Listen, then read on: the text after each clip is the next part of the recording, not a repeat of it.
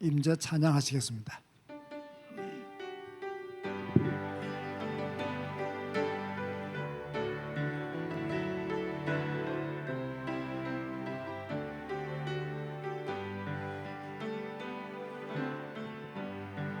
하늘의 문을 여소서, 이곳을 주목하소서. 주를 향한 노래가 끊이지 않으니 하늘을 열고 보소서. 이곳에 임재하소서. 주님을 기다립니다. 기도의 향기가 하늘에 닿으니 주여 임재하여 주소서. 아멘. 이곳에 오소서. 이곳에 앉으소서. 이곳에서 드리는 예배를 받으소서. 주님의 주님의 이름만이, 오직 주의 이름만 이곳에 있어. 이곳에 오소서. 이곳에 오소서. 이곳에 앉으소서. 이곳에서 드리는 예배를 받으소서. 주님의 이름만이, 오직 주의 이름만 이곳에 있습니다. 주님 감사합니다. 오늘도 예배자로 살게 하여 주시니 감사합니다. 주님께 예배할 수 있는 믿음 주셔서 감사합니다. 우리의 신분을 알고 하나님을 예배하는 자로 일평생 살아가게 하신 그 은혜에 감사를 드립니다. 온전한 예배자가 되기를 원합니다. 전능자 하나님께만 영광 돌리는 예배자가 되기를 원합니다. 사단의 권세를 꺾으신 주 예수 그리스도 그 이름으로 주님 앞으로 담대히 나아가는 예배로 축복하여 주옵소서. 오늘도 우리의 마음과 생각이 주님께만, 주님의 영광만 추구하게 하여 주옵소서. 예수님의 이름으로 기도드리옵나이다. 아멘. 찬송가 29장입니다.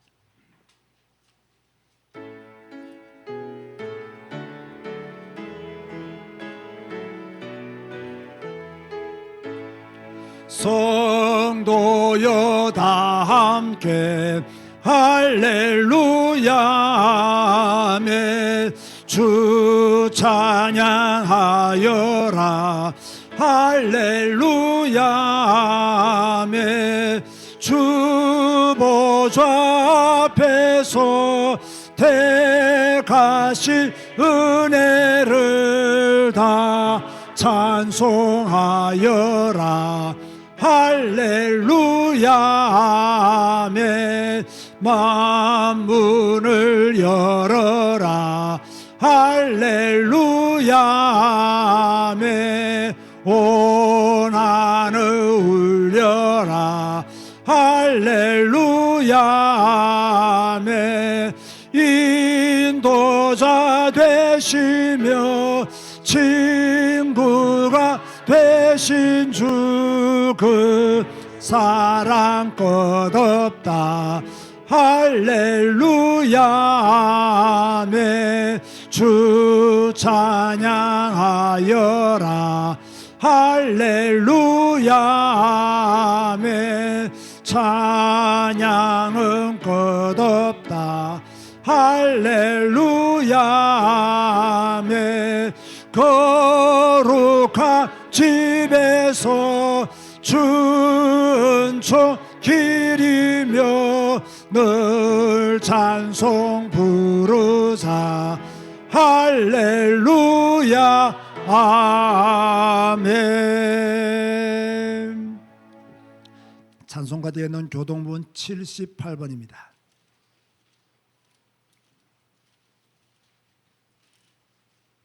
요한복음 14장을 교독합니다. 여러분 큰 목소리로 교도해 주시기 바랍니다. 너희는 마음에 근심하지 말라. 하나님을 믿으니 또 나를 믿으라.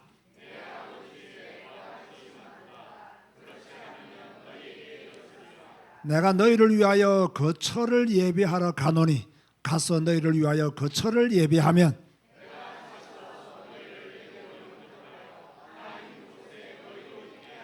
내가 어디로 가는지 그 길을 너희가 아느니라.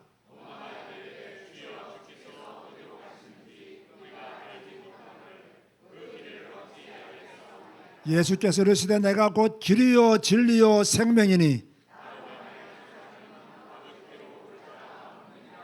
아멘. 주님 가르치신 기도 하시겠습니다. 하늘에 계신 우리 아버지여, 이름이 거룩히 여김을 받으시오며 나라가 임하시오며 뜻이 하늘에서 이루어진 것 같이 땅에서도 이루어지이다. 오늘 우리에게 일용할 양식을 주시옵고 우리가 우리에게 죄 지은 자를 사하여 준 것 같이 우리 죄를 사하여 주시옵고 우리를 시험에 들게 하지 마시옵고 다만 악에서 구하시옵소서. 나라와 권세와 영광이 아버지께 영원히 있사옵나이다. 아멘. 앉아서 찬송가 289장 찬양하시겠습니다. 우리 힘있게 마음을 다하여 내 목소리를 다하여 하나님을 찬양합시다.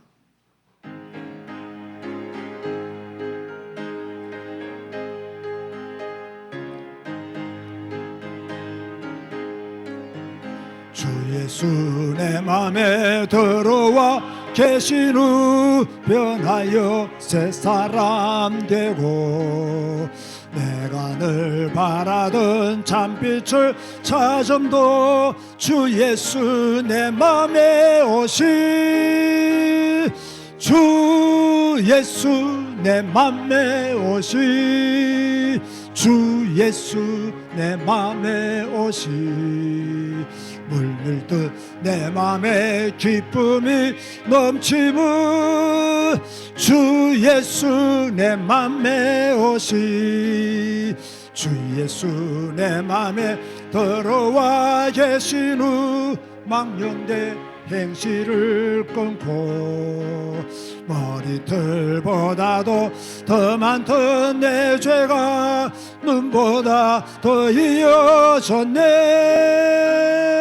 주 예수 내 맘에 오시 주 예수 내 맘에 오시 물밀듯 내 맘에 기쁨이 넘치는 주 예수 내 맘에 오시 내 맘에 소망을 든든히 가짐은 주 예수 내 맘에 오심 아멘.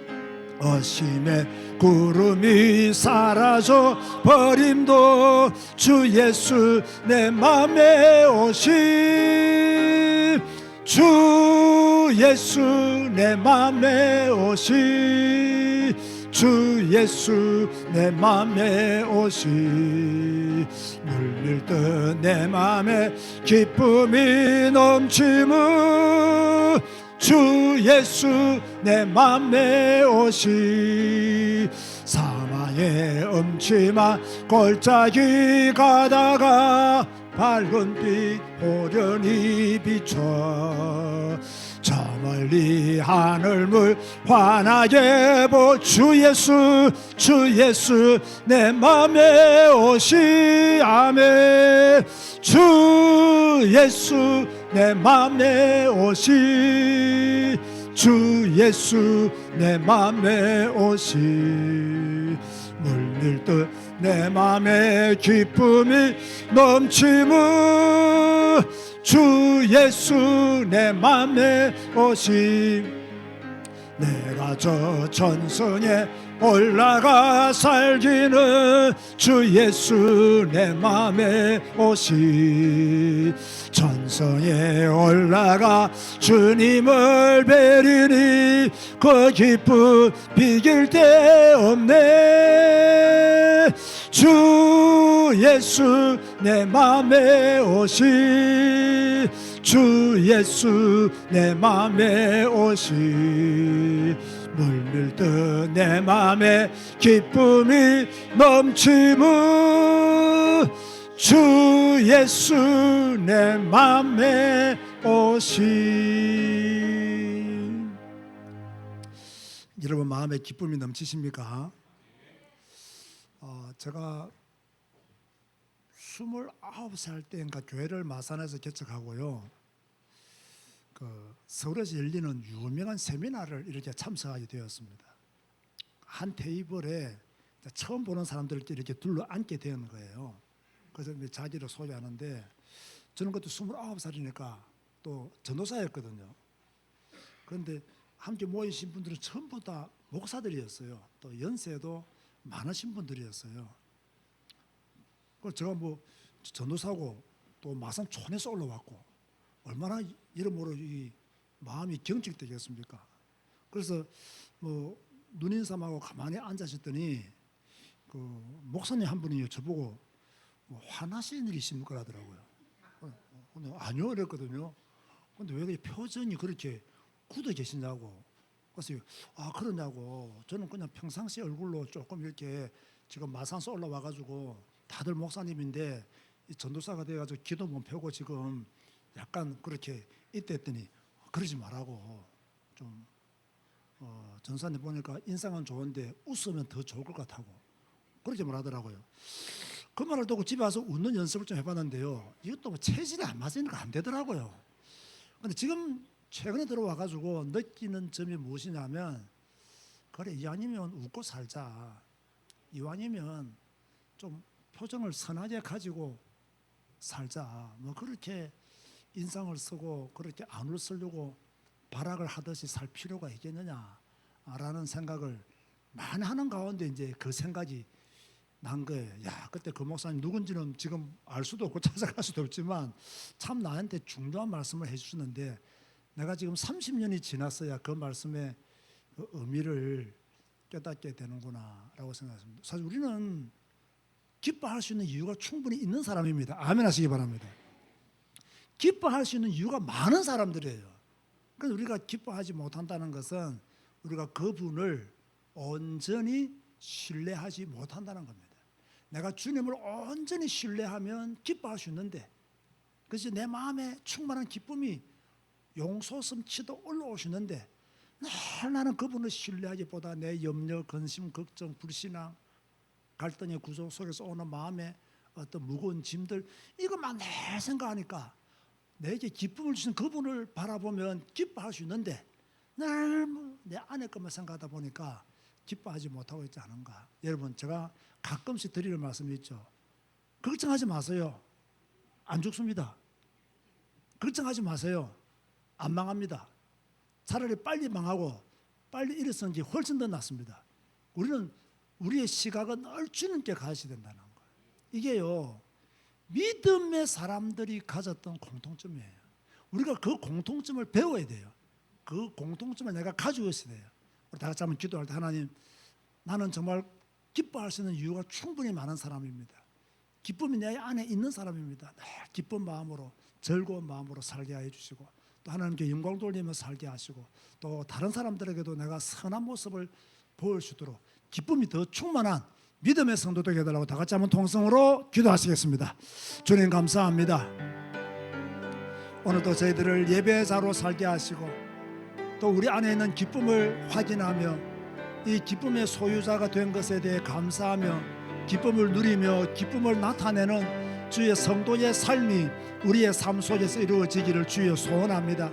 하나님, 우리가 기뻐하게 하소서.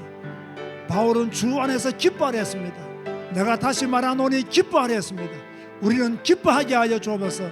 즐거워하게 하여 주옵소서. 하나님을 더 의지하고 하나님을 더 바라보고 내 문제에 걸리지 아니하고 낙심된 문제에 걸리지 아니하고 주님을 바라봄으로 낙심된 문제들을 헤쳐나가기를 원하오니, 주여 우리에게 더 큰 믿음을 주시고 더 큰 신앙을 주셔서 낙심하지 아니하고 주님 바라보고 기뻐하며 주님 바라보고 나를 바라보는 모든 사람들이 또 기뻐하고 즐거워할 수 있도록 하나님이여 축복하여 주옵소서. 오늘 우리와 함께 하시는 주님을 찬양합니다. 우리의 예배 속에 함께 하시는 주님을 찬양합니다. 주님께만 영광 돌리기를 원합니다. 주여 우리의 믿음이 회복되어지게 하시고 우리의 시련이 더 뜨거워지시도록 축복하여 주옵소서. 예수님의 이름으로 기도드리옵나이다. 한민석 한주지사님 기도하시겠습니다. 지금도 살아계셔서 온 인류의 역사를 주관하시는 전능하신 하나님께 감사와 찬양을 드립니다. 세월이 악하고 때가 악하고 교회가 무너지고 있는 이 시기에 매일 성경 말씀을 읽고 그 말씀에 순종하며 살아가게 하신 하나님께 또한 감사를 드립니다. 매일 성경 말씀을 통해 우리의 삶 속에 방해되는 것을 없애버리고 우리를 올가매는 죄를 벗어 믿음의 시작이며 또한 믿음을 완전하게 하시는 주님만을 바라보기를 소원하오니 주여 우리에게 은혜를 부어 주시옵소서. 지난 한 주도 스바냐서를 통해 말씀으로 임박한 여호와의 날에 있을 심판의 말씀을 보았습니다. 불의한 자에게는 징벌을 주시고 의인에 대해서는 구원과 회복 그리고 예언의 말씀을 주신 주님, 하나님의 심판의 경고를 무시하지 않고 회개하고 하나님께 온전히 돌아가게 하시고 이 언약의 말씀을 듣고 순종하는 자가 되기를 소원하오니 주여 우리의 삶을 주관하여 주시옵소서. 또한 율법을 통해 회개한 요시아 왕을 통해 개혁이 일어났던 것처럼 우리에게도 영적 개혁 운동이 일어나게 하여 주시옵소서. 지금까지 제작교회를 인도하신 하나님께 감사를 드립니다. 제작교회 모든 성도님들이 하나님을 잘 믿는 성도가 되길 소원하오니 예배에 더 성공하고 성경에 더 집중하게 하시고 그 말씀 붙잡고 기도하고 순종하고 그 증거로 전도하며 선교하는 성도로 살아가도록 주여 은혜를 더하여 주시옵소서. 우리의 땅끝인 캄보디아를 더 뜨겁게 선교하기를 원합니다. 저 어둠과 흑암의 땅을 살려내시는 일에 쓰임받기를 원하오니 주의 성령이 함께하여 주시고 은혜를 베풀어 주시옵소서. 특별히 이를 위해 여호와로부터 지혜를 얻고 마음에 감동되어 그 일을 하려고 자원하는 자들과 넉넉하고 나눔이 있는 물질을 허락하여 주시옵소서. 함께 동역하는 소금 목사님과 썸남 목사님을 기억하시고 그들의 교회와 가정, 사역하는 현장에 하나님의 나라가 임하게 하여 주시옵소서. 하나님은 예배하는 자를 찾는다고 하셨습니다.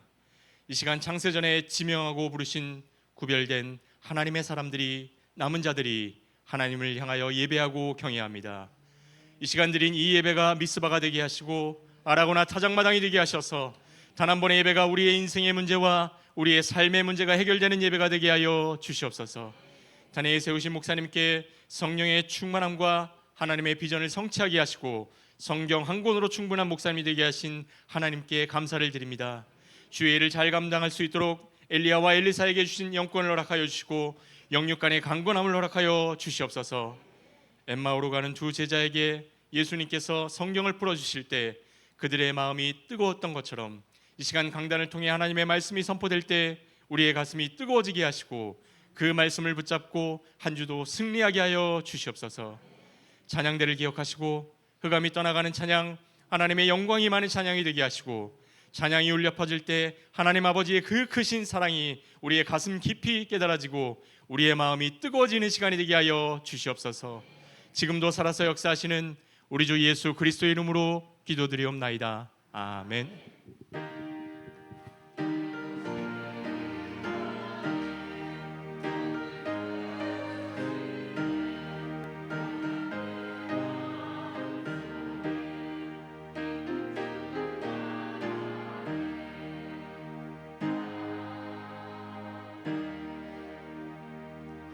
아론의 축복을 부르면서 예물 드리시겠습니다.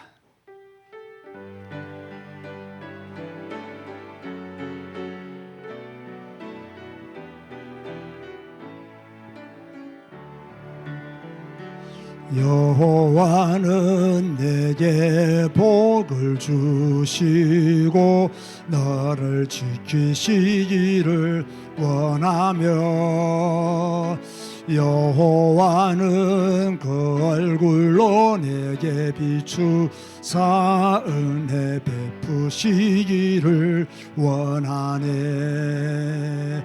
여호와는 내게 복을 주시고 너를 지키시기를 원하고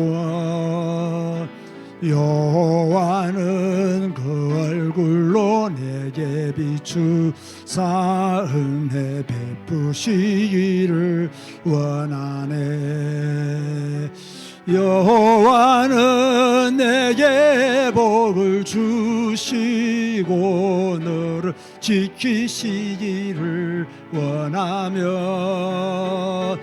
여호와는 그 얼굴을 내게로 드사 평강 주시기를 원하노라. 우리 옆에 사람을 쳐다보면서 여호와는 내게 복을 주시고 너를 지키시기를 원하며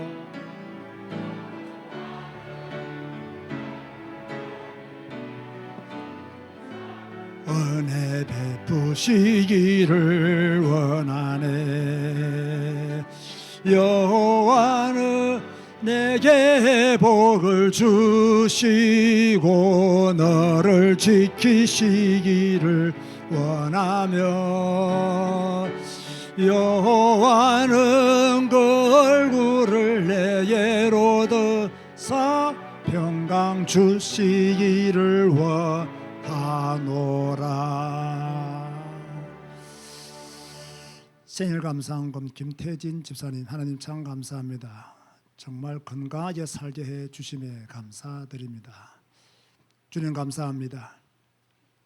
오늘도 우리가 믿음으로 예물을 드립니다. 돈 우상에 빠지지 아니하고 하나님을 믿는 믿음으로 구별된 예물을 드리오니 드린 손길들 위에 하나님의 더 큰 복을 허락하여 주옵소서. 우리는 이 땅에 사는 날 동안 경제가 필요합니다. 물질이 필요합니다. 주께서 아시지요. 우리 제자교회 성도들에게 하나님 이왕 주시려면 100배의 축복을 더 허락하여 주시고 이왕 주시려면 캄보디아 선교하기에 부족하면 경제의 복을 각 가정들마다 허락하여 주시옵소서. 김태진 주사님 믿음 주시고 더욱더 하나님을 사랑하는 마음이 넘치게 하여 주시고 노년에 하나님을 더 잘 믿게 하여 주옵시고 건강한 믿음의 삶을 온전히 살아갈 수 있도록 축복하여 주옵소서. 또 생방송으로 예배하는 주의 성도들이 있습니다. 온라인 교회자를 통해서 헌금하는 주의 손길들이 있습니다. 그 손길들 위에도 하나님 기억하여 주시고 하늘의 복으로 더 허락하여 주옵소서. 예수님의 이름으로 축복하며 기도드리옵나이다. 아멘. 교회 소식을 전해드리겠습니다. 오늘도 하나님의 교회에서 또 생방송으로 예배하는 26명에게 하나님의 축복이 함께 하시기를 바랍니다. 지금 9월달 캄보디아 선교가 이어집니다.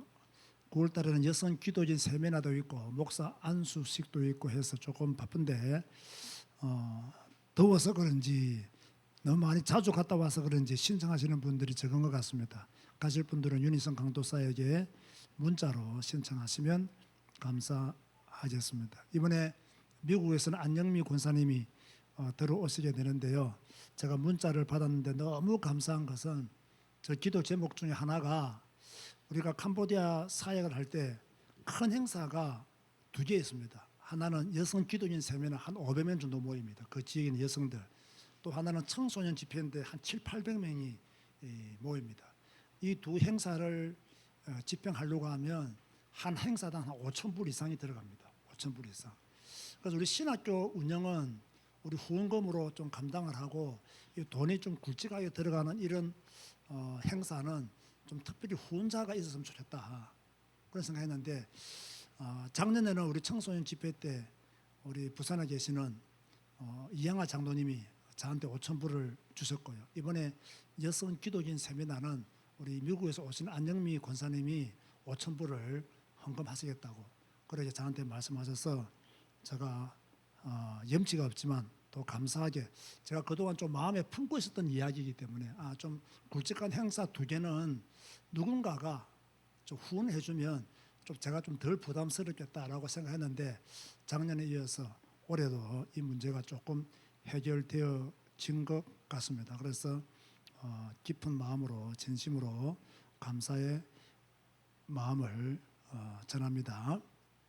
은혜 가운데 중고 대학부 성경학교를 어제 마쳤습니다. 후원을 우리 김광수 장로님께서 해 주셔서 진심으로 감사드립니다. 22일은 아동부, 29일은 청년부 성경학교가 진행이 되어집니다. 우리 해당되는 분들 열심히 참석해서 하나님의 말씀을 배우는 일에 더 노력해 주시면 감사하겠습니다. 더운데 교회 청소해 주셔서 감사한데 너무 더우면 한 주 건너뛰도 됩니다. 우리 교회는 워낙 깨끗하기 때문에 그렇게 여러분이 알아서 해주시면 감사하겠습니다. 한 가지 더 광고를 드리겠습니다. 오늘 보니까 강복래 권사님이 액세서리를 캄보디아 이렇게 여성들에게 나눠주라고 그동안 본인이 사용하신 거죠. 예. 그런데 이런 것들이 분명히 여러분 집에도 엄청 많이 있을 겁니다. 덕선아, 니는 없나? 가져와. 알았지? 꼭 필요한 거 한두 개만 빼고 여러분 잘 안 쓰는 액세서리 집에 많이 있잖아요. 그거 다 가져오세요. 제가 이번에 캄보디아 여성 기도인 세미나할 때 다 가져갈 테니까. 다시 한 번 더 광고할까요? 여러분 집에 안 쓰는 여러분 액세서리 있잖아요. 그거 다 가지고 오시면 제가 캄보디아 갈 때 가져가서 우리 신앙생들한테 선물을 주든 누구한테 주든 나누어 드리도록 하겠습니다. 여러분 너무 많은 걸 가지고 있으면 수고하고 무거운 짐 됩니다. 그러니까 필요한 것만 빼놓고 이렇게 그것도 후원하시면 그것도 선교입니다. 아시겠습니까? 우리가요 이게 우리가 갈 때마다 옷을 우리 부산에서 권사님이 보내주어서 가져가잖아요. 이 권사님이 얼마나 그 선교에 대한 열정이 강하냐면요, 깨끗하게 세탁해서 다 보내줍니다. 그냥 보내주는 게 아닙니다. 깨끗한 옷만 세탁해서 보내줍니다. 지금 교회 위에 가보자 박스 몇십 개 있습니다. 그거 다 캄보디아 갈 때마다 가져갑니다. 가다 보면요 태극을 안 뗀 옷도 많아요. 붙어있는 옷. 그런데 그것을 우리 신앙생들은 주고 교회 갈 때마다 나눠주잖아요. 너무너무 좋아합니다. 신앙생들 그거 걸치고 막 패션쇼 합니다. 좋았어요. 어떻냐고. 우리가 조금만 마음만 모으고 수고하면 사실 이거 들고 가는 것도 귀찮거든. 사실 비행기 타고 가는 것도. 그건 저는 다 가져갑니다. 제가 그렇게 사랑이 많은 사람이 아니라고 말했잖아요. 그런데 다 가져갑니다. 그런데 그들이 좋아하는 걸 보면요, 잘 가져왔다, 잘 가져왔다 라는 생각을 더없이 하게 됩니다. 여러분도 이제 여름 지나면 또 옷 다 정리해야 되잖아요. 정리하면 그냥 입던 거 가져오지 말고 빨아서 가져오면 그대로 가져가도록 그렇게 하겠습니다. 아시겠죠? 우리의 마음은 항상 캄보디아에 가 있어야 됩니다. 오늘 저희 집사람이 방학 때 올라와가지고 내려갔는데 떡을 우리 성도님들을 위해서 대접하고 싶다 해서 떡을 또 주문하고 갔더라고요. 그래서 보니까 시루떡? 시루떡이더라고요. 시루떡. 여러분 꼭 받아가시기 바랍니다. 뭐라고 인사할까요? 액세서리 가져옵시다. 안 쓰는 액세서리 가져옵시다. 안 입는 옷 깨끗하게 빨아서 가져옵시다. 그런 마음으로 옆에 살로움이라고 인사하시기 바랍니다. 네, 오늘 주시는 말씀은 로마서 6장입니다.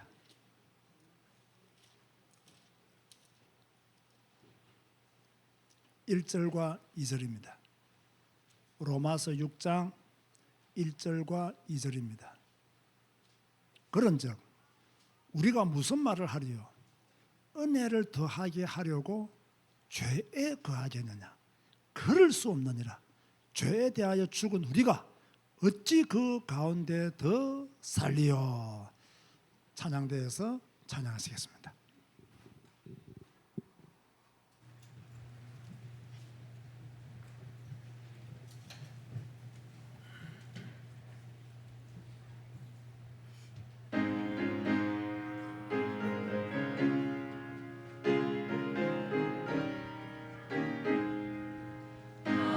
하나님의 지리는 내 길이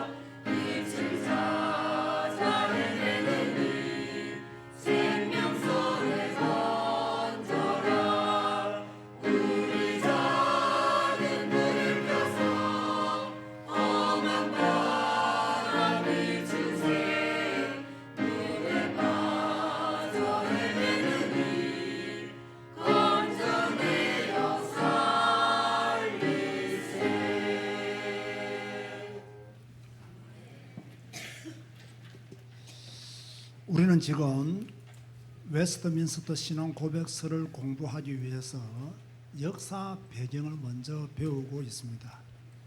제 세례파를 끝으로 이단 배경을 끝내려 했으나 뭔가 깔끔하지 못한 것 같아서 두 가지를 더 첨가하려고 합니다. 하나는 오늘 설교하게 되는 반율법주의이고 또 하나는 청교도입니다.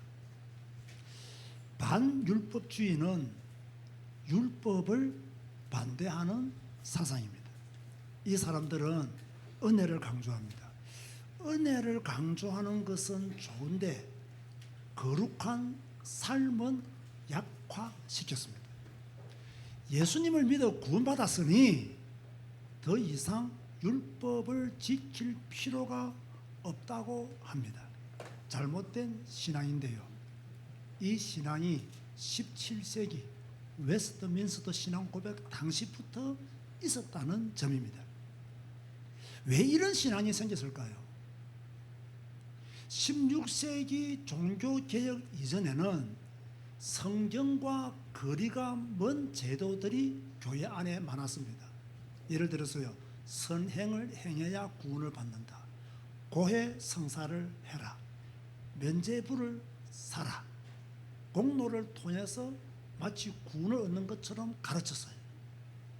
이것을 성경적으로 틀렸다라고 외친 사람이 루터죠. 그래서 오직 믿음으로 어렵게 된다라고 강조하면서 복음을 회복했습니다. 그런데 이 복음을 극단적으로 이해해서 성도의 순종과 거룩한 삶은 필요 없는 것이 아닌가? 왜? 믿음으로 어렵게 되고 구원받기 때문에 성도들이 순종하고 거룩한 삶을 살 필요가 있는가? 라는 이야기들이 슬슬 나오기 시작했어요. 믿음으로 구원받는다면 행위가 중요하지 않네? 이미 구원받았는데 회개할 필요가 있을까? 한 걸음 더 나아가서 이제 율법 시대는 끝이 났다. 이런 말들을 주장하는 사람들이 있었어요. 이것이 훗날 반율법주의 논쟁으로 발전했습니다. 종교개혁 이전에는 조금 전에 설명한 바와 같이 무엇인가를 열심히 해야 구원받는다는 생각이 강했습니다. 그래서 고해성사, 면죄부, 공로. 그러나 종교개혁자들이 외친 것은 무엇입니까? 믿음으로 구원받는다. 이러니까 믿음으로 구원받으면 율법은 필요 없네? 행위는 중요하지 않네?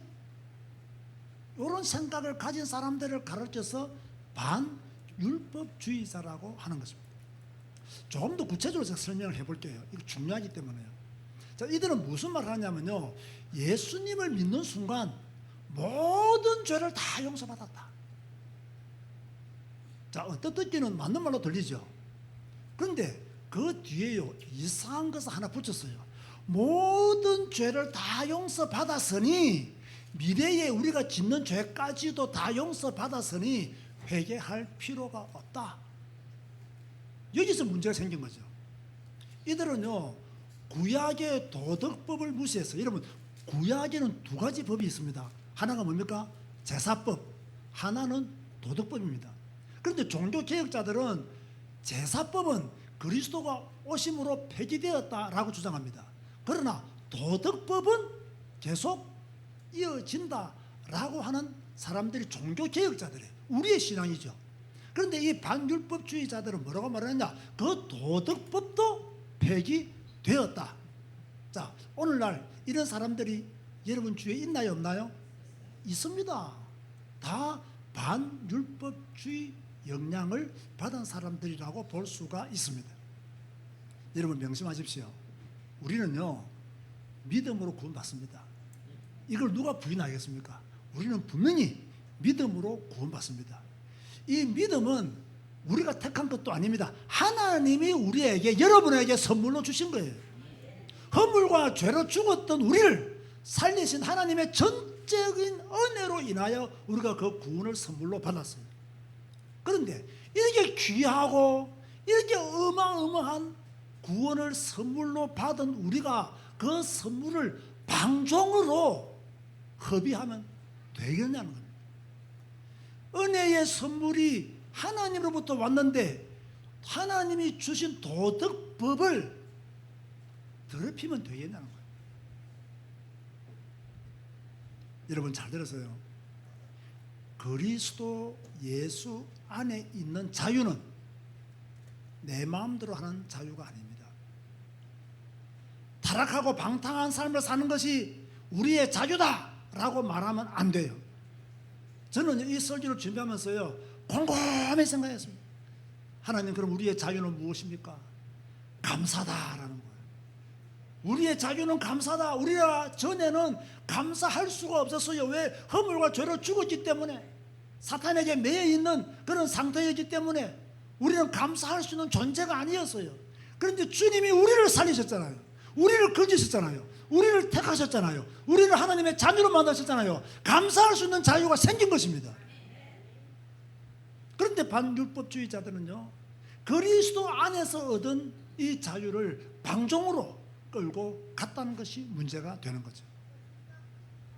자, 지금부터 조금 어려운 설교를 하겠습니다. 이게요, 왜 이런 설교가 중요하냐면, 다 나중에 웨스트민스터를 공부할 때요, 이 웨스트민스터가 어떻게 해서 이런 내용들로 만들어졌는가를 제공해 주는 배경들이 다 이런 말씀들이에요. 자, 우리는 신앙생활 할 때요, 두 가지는 꼭 알아야 됩니다. 하나는 칭의, 하나는 성화입니다. 여러분, 칭의가 뭐예요? 허물과 죄로 죽었던 우리를 하나님이 어렵다고 선언하신 겁니다. 죄인인 우리를 하나님이 너는 어렵다 라고 선언하신 거예요. 제가 더 쉽게 말해볼게요. 지혜 보고 뭐라고 말씀하셨느냐? 지혜야, 너는 어렵다. 이게 칭의예요. 그러면 지혜가 깨끗하냐? 깨끗해요, 안 깨끗해요? 죄인이란 말이에요. 죄인이란 말이에요. 그런데 어렵다라고 선언해 주시는 거예요. 왜 선언해 주시느냐? 하나님의 자녀이기 때문에. 그리스도의 의가 지혜 안에 있기 때문에 죄인이지만 어렵다고 선언해 주시는 것이 칭의란 말이에요. 이해가 되십니까? 우리가 완전하기 때문에 어렵다고 말하는 것이 아닙니다. 여전히 죄 가운데 있지만 그리스도의 의가 우리에게 들어왔기 때문에 어렵게 되었다라고 하나님이 선언해 주시는 것이 칭의다. 자, 우리가요, 아브라함을 보세요. 창세기 15장 6절에 뭐라고 말씀하고 있냐면, 아브라함이 여호와를 믿으니 여호와께서 이를 그의 의로 여기시고 라고 했습니다. 자, 그러면요, 아브라함이 언제 어렵게 되었느냐? 아브라함이 어렵게 살았기 때문에 어렵다고 말씀하셨느냐? 이러면 어떻게 생각하세요? 아니다라는 거예요. 그 시점이 언제입니까? 여호와의 말씀을 믿음에 어렵다고 하나님이 그렇게 말씀하신 거예요. 여기에 대해서 바울은요, 로마서 4장 3절에 성경이 무엇을 말하느냐? 아브라함이 하나님을 믿음에 그것이 그에게 의로 여겨진 바 되었느니라. 자, 설교가 어렵습니까? 쉽습니까? 솔직히 말해보세요. 어려워요? 쉬워요? 이만큼 쉽게 설명할 목사 있으면 데려와 보세요. 아브라함은 어려운 행동을 통해서 어렵게 된 것이 아닙니다.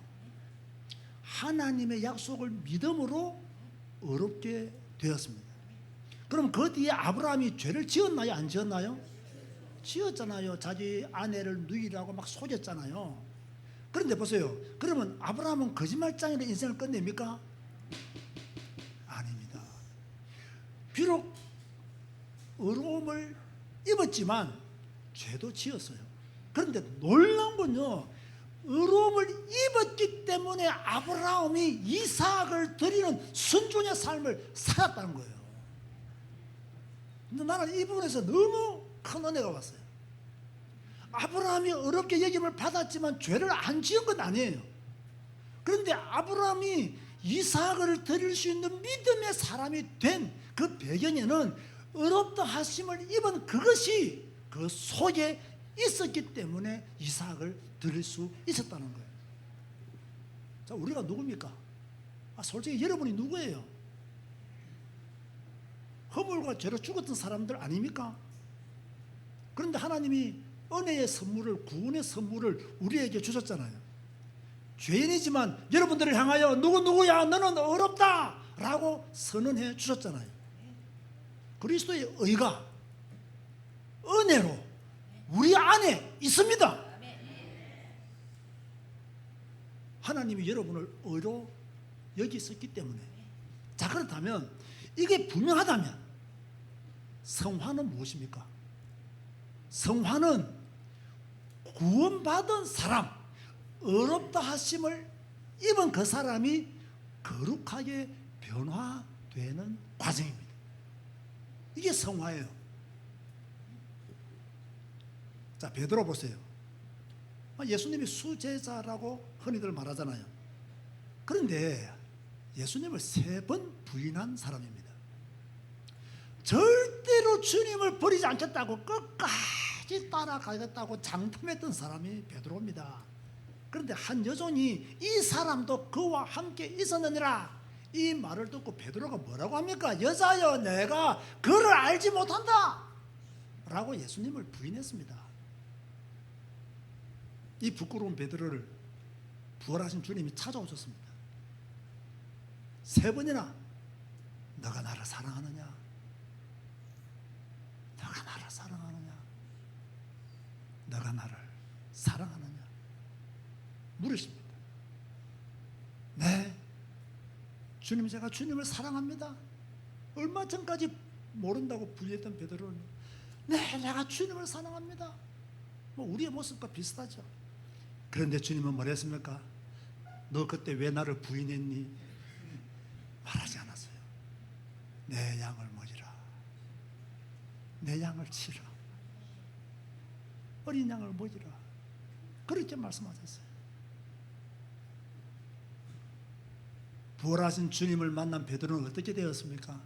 이전보다 더 성화된 믿음의 삶을 살다가 로마에서 십자가를 거꾸로 지고 순교했습니다. 삭개오 아시죠? 세리장이었습니다. 사람들에게 미움을 받는 세리장이었습니다. 그런데 이 사람이 예수님을 만났어요. 예수님을 만난 후에 어떻게 되었습니까? 내 소유의 절반을 가난한 자들을 주겠으며 만일 누구의 것을 속여 빼앗은 일이 있으면 4배나 갚겠나이다. 예수님을 만난 이후에 삭개오는 변화된 성화의 삶을 살았다는 거예요. 성화는, 잘 들으세요. 이게 잘 정리되어야 됩니다. 성화는 구원의 조건은 아닙니다. 구원받은 사람에게 나타나는 열매입니다. 내가 좋은 사람으로, 더 선한 사람으로 발전하는 것이 구원의 조건은 아닙니다. 하지만 구원받은 자의 삶 속에는 반드시 변화되는 열매가 있어야 됩니다. 여러분 잘 들으세요. 칭의가 우리의 신분이라면, 왜 하나님 우리를 어렵다고 여겨주셨기 때문에 우리의 신분이라면 성화는 열매다, 이렇게 정리하세요. 아브라함이 어렵게 되었기에 이삭을 바칠 수 있었고 삭개오는 변화의 삶을 살았습니다. 칭의는 우리의 신분이요, 성화는 삶의 변화, 우리가 맺어야 될 열매라는 사실을 기억하시면 됩니다. 그런데요, 자, 여기서 우리가 조심해야 될 것이 있습니다. 잘 들으셔야 됩니다. 무엇을 조심해야 되느냐? 칭의를 강조하면서 우리가 어렵게 되었다 함을 강조하면서 성화를 부정하면 반율법주의에 빠집니다. 이해되죠? 막 칭의를 강조해. 그러니까 너무 좋잖아요. 너무 신나잖아요. 너무 행복하잖아요. 하나님 우리를 어렵다 여기셨다, 얼마나 좋은 말이에요. 그런데 하나님 우리를 어렵게 여기셨기 때문에 성화 별로 관심 없어, 성화 별로 중요하지 않아, 이렇게 한다면 어떤 사람이 된다고요? 반율법주의자가 됩니다. 또 반대로 성화가 중요해. 복음보다 진리보다 성화가 중요해. 그러면 어떤 사람이 되겠습니까? 율법주의자가 되어버립니다. 이 두 개가요, 균형을 잘 맞춰야 돼요. 저는 그렇게 생각합니다. 우리가 하나님으로 인하여 구원의 선물을 받았으니 그 선물을 주신 분에게 합당한 믿음의 삶을 살아야 된다. 이것이 진리와 성화가 동시에 묶어진 우리의 삶이 될 수 있다는 것을 말씀드리고 싶은 거예요. 자, 그렇다면 지금 이 시대에 반율법주의자들은 어떤 사람이냐? 우리들 주위에 있는 반율법주의 사람들은 어떤 말을 하느냐? 제가요, 무려 10가지를 뽑았어요. 그런데 이 10가지를 잘못 들으면 오해할 수 있는 여지가 있기 때문에 잘 듣고 오해하지 마시고 제가 전하고자 하는 내용의 핵심을 잘 판단하시면 좋겠습니다. 첫 번째로, 성화보다 복음이 더 중요하다. 뭐 성화가 중요하냐? 복음이 중요하지. 맞는 말이 돼요. 맞는 말처럼 들려요. 그런데 이런 말을 하는 사람들의 대부분은 반율법주의자들이더라는 거예요. 성화는 가볍게 여기고 막 칭의만, 복음만 중요하게 생각하고 강조한다? 반율법주의자일 가능성이 많은 거예요. 거룩을 강조하는 것을 보니까 너는 율법주의자다라고 공격하는 사람도 있습니다. 야, 니 너무 거룩을 그렇게 강조하지 마. 너 그러다 율법주의자 돼. 라고 말하면요, 약간 이 사람은 색깔이 조금 애매하다. 여러분, 우리는요, 거룩한 삶을 사는 사람을 존경해야 됩니다. 맞습니까? 경건한 삶을 사는 사람을 우리는 좋아해야 됩니다. 그런데 경건하고 거룩한 삶을 사는 사람을 향해서 너무 그렇게 율법적으로 살지 마 라고 말한다면 그 사람은 반율법주의자일 가능성이 많다는 거예요. 세 번째로, 복음도 모르는 무슨 회개가 중요하냐? 이런 사람 있습니다. 회개가 중요하냐? 복음이 중요하냐? 복음이 중요하지. 이것도요, 누가 말하느냐에 따라서는 반율법자의 말일 수도 있어요. 여러분, 저는요, 복음 안에 회개도 있다라고 믿는 사람이에요. 그런데 뭐 복음을 모르면서 회개가 중요하냐? 복음이 중요하지. 네 번째로, 어차피 다 죄인이야. 어려운 사람 없어. 그런데 이렇게 말하는 사람들 보면요, 자기의 죄를 덮으려고, 자기의 죄가 덮이도록, 어차피 다 죄인이야. 너는 의인이냐? 너도 죄인이야. 나도 니보다 죄 많이 지었지만 나도 죄인이야. 이런 식으로 약간 반율법주의적인 냄새가 나는 사람이에요. 제일 심각한 게 뭐냐? 복음이면 괜찮다라고 말하는 사람이에요. 이 이상한 논리예요.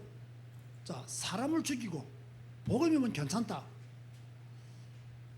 괜찮아요? 안 괜찮아요? 아니, 사람한테 큰 피해를 주고 사기를 치놓고는 야, 복음이기 때문에 괜찮아. 이게 말이 되는 소리입니까? 복음이면 괜찮다 하면 여러분 위로가 됩니까? 위로가 되는 것 자체가 그거는 반율법주의자예요. 여러분, 복음이면 괜찮다는 말을 듣고 힘납니까? 그건 잘못된 신앙이에요.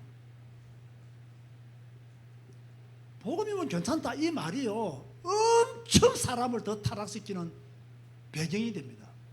이게 반율법주의적인 생각 속에서 나온 말이라는 거예요. 여섯 번째로, 은혜로 구원받는 것이지 행위로 구원받는 것이 아니다. 이것도 신학적인 논쟁이 많았던 이야기입니다. 맞는 말입니다. 그런데 반율법주의자가 이런 말을 하면 자신의 타락을 합리화시키는 말일 수 있다는 거예요. 우리는요, 은혜로 구원받았기 때문에 은혜로 구원받은 이후 우리의 행위도 중요하다라고 말해야 되는 거예요. 그래서 행위를 무시한다? 반율법적인 사상이에요.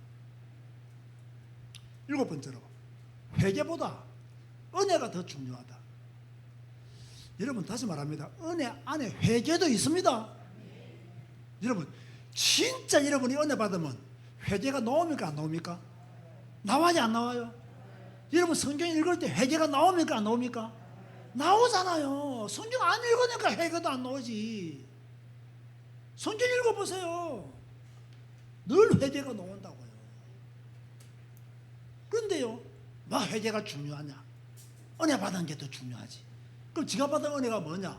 성경을 잘못 해석하는 은혜예요. 그 은혜를 은혜라고 말하는 거예요. 여덟 번째도 우리가 옛날에 많이 들었던 이야기입니다.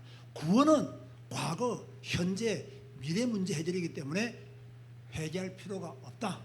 이미 하나님은 우리가 미래에 지을 죄까지 다 아시고 다 용서하셨다. 그런데 무슨 회개가 필요하냐? 라고 말을 덧붙인다면 이것은 반율법적인 사상이라는 거예요. 아홉 번째로, 복음보다 거룩을 강조하면 율법주의자다. 참, 복음을 알기에 우리는 거룩을 강조해야 됩니다. 아시겠습니까? 복음도 강조되어져야 되지만 복음 받은 이후 우리의 삶도 더 깨끗하고 더 순결해야 되고 더 정직해야 됩니다.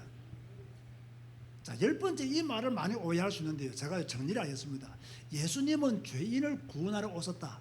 우리가 죄인이라고 구원받지 못하는 것은 아니다. 맞는 말이에요. 그런데 이 말을 반율법주의자가 사용하면 틀린 말이 되어버립니다. 그래서 말이라는 것은요, 이 말하는 사람의 중심과 내용, 의미가 어디에 담겨 있느냐를 보아야 돼요. 자, 여러분이 저의 설교를 듣잖아요. 그러면 여러분 목사의 설교의 의도가 어디에 있는지, 의미가 어디에 있는지 글자만 보면 되냐 안 돼요? 안 돼요. 설명을 잘 들어야 돼요. 설명을 잘 듣지 못하면 글자만 읽으면 오해가 된다니까요. 자, 결론 맺습니다. 반율법주의자 이름 이해했습니까?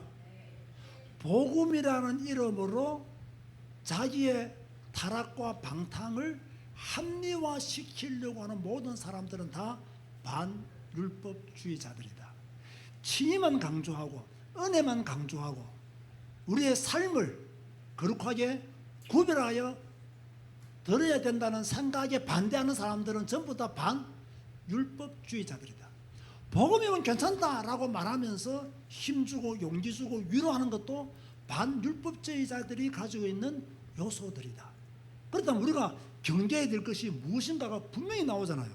우리는 친위도 중요하지만 뭐도 중요하다? 성화도 중요하다는 거예요. 우리가 은혜 받아 구원받은 거 너무나 중요하고 큰 축복입니다. 그렇다면 우리에게 은혜를 주신 그 하나님을 향하여 온전한 믿음의 삶을 사는 것도 너무나 중요하다. 이걸 우리가 꼭 기억하면서 우리에게 주는 메시지 첫 번째, 제가 저 자신에게 내 안에도 반율법적인 사상이 있다는 것이 많이 발견되었었어요. 가만히 생각해 보니까요, 우리 성도들에게도 반율법적인 사상이 있을 수 있겠다. 자, 보세요. 이런 겁니다. 죄를 지었어요. 우리가 죄를 지었어요. 뭐라고 말하느냐? 하나님이 구원해 주실 거야. 하나님이 용서해 주실 거야. 내가 비록 이 죄를 지었지만 하나님은 눈 감아 주실 거야. 내 처지를 아시고 이해해 주실 거야.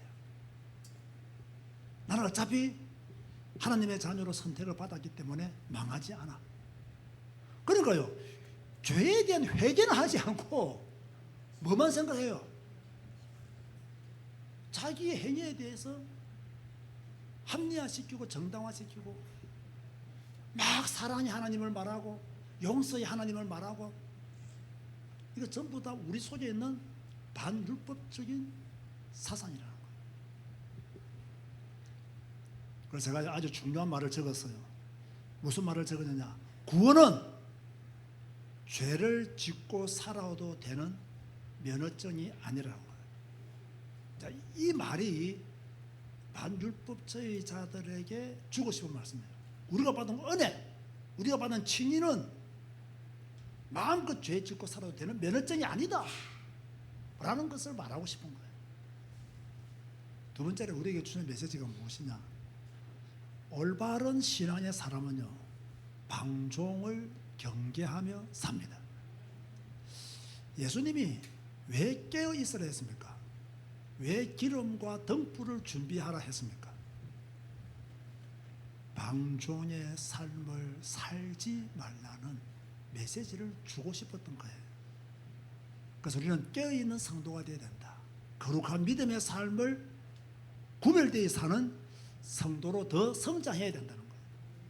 세 번째로 칭의와 성화는 동전의 양면으로 비유됩니다. 쉽게 말해서 구별되지만 분리해서는 안 된다는 거예요. 구별되지만 분리하면 안 된다. 칭의와 성화를 분리하면 안 된다. 우리는 행위로 구원받는 것이 아닙니다. 오직 예수 그리스도를 믿음으로 의롭다 하심을 받았습니다. 그렇다고 성도가 살아야 될 마땅한 믿음의 삶을 버려서는 안 된다는 거예요. 사랑하는 우리 제자교회 성도 여러분, 오늘 생방송으로 예배하는 언택트 교회 성도 여러분, 우리 안에 있는 반율법주의적인 사상 버립시다. 자신을 방종으로 내모는 어리석은 자가 되지 맙시다. 죄인이지만 늘 성경 읽고 배움으로 하나님이 기뻐하는 사람으로 성장해 가야 될 줄로 믿습니다. 이것이 우리가 걸어가야 될 길입니다. 어렵고 힘들더라도 주님 앞에서 부끄러움 없는 그런 믿음의 삶을 살아야 돼요. 오늘 본문 한번 읽고 마치겠습니다. 그런즉 우리가 무슨 말을 하리요? 우리가 무슨 말을 하리요? 은혜를 더하게 하려고 죄에 거하겠느냐? 그럴 수 없느니라.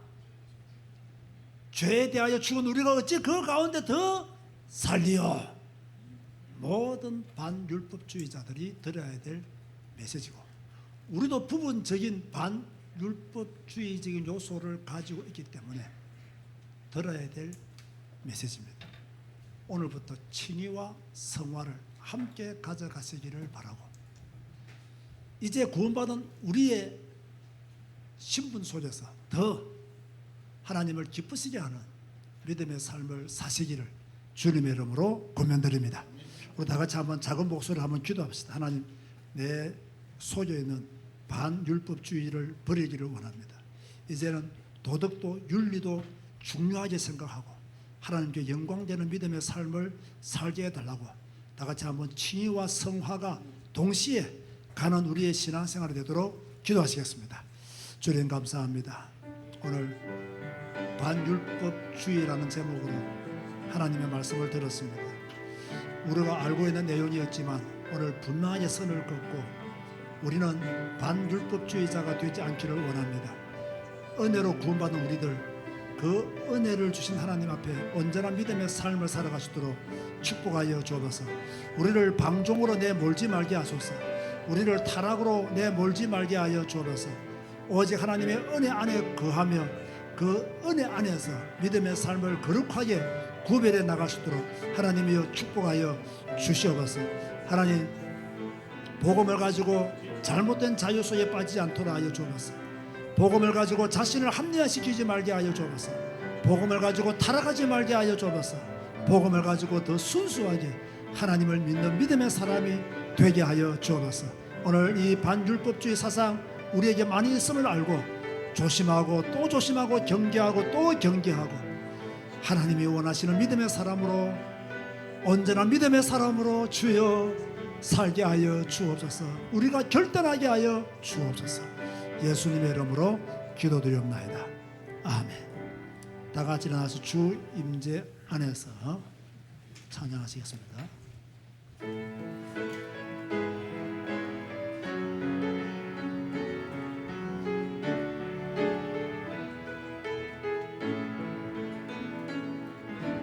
내 몸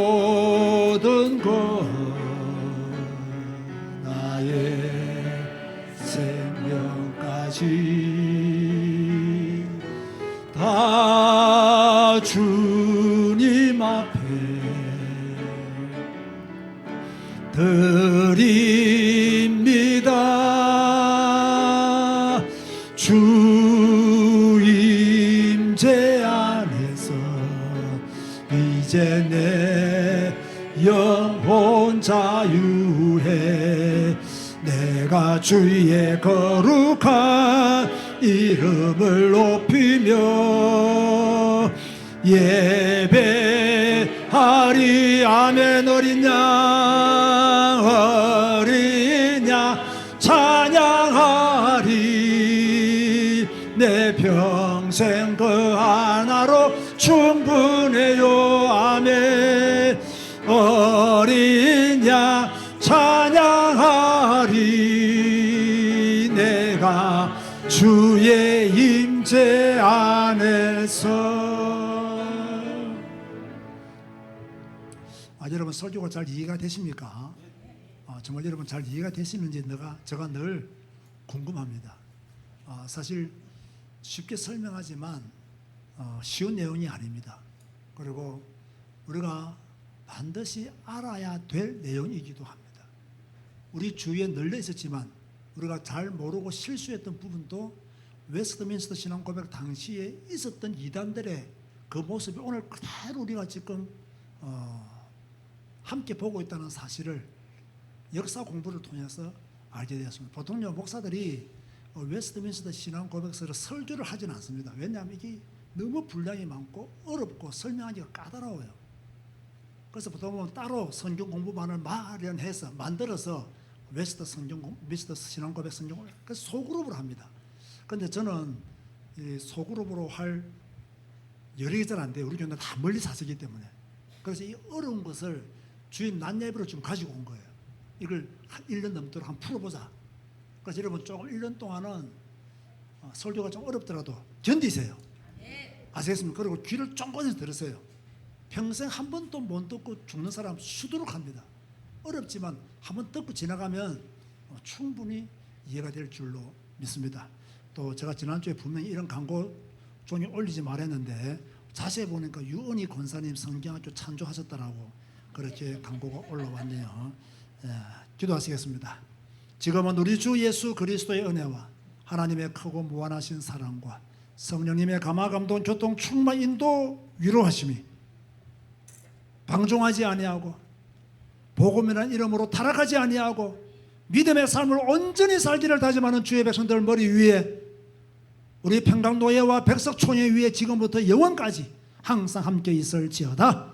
아멘.